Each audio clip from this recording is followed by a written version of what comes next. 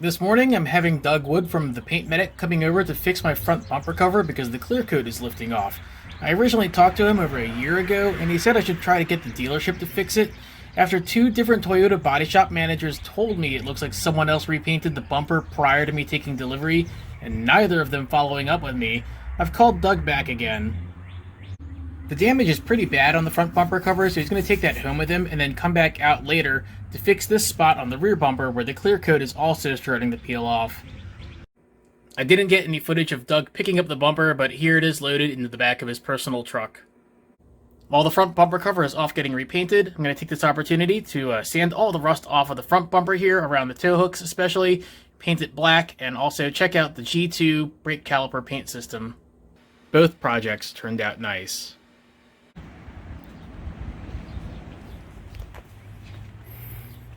Right, thanks a lot, man. That looks good. I'm excited to get that back on the car.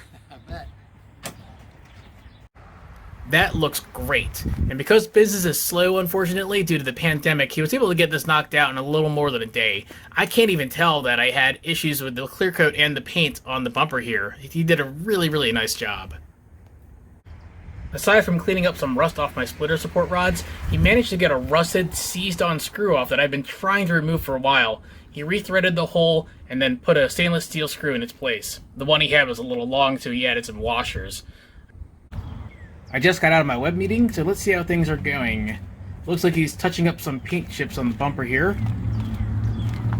Wow, the clear coat in the back looks perfect again. Everything is reassembled and looks great. I used to have several paint chips from rocks in this spot, but you can't even tell. And of course, this area here, flawless looking now. I'm so happy.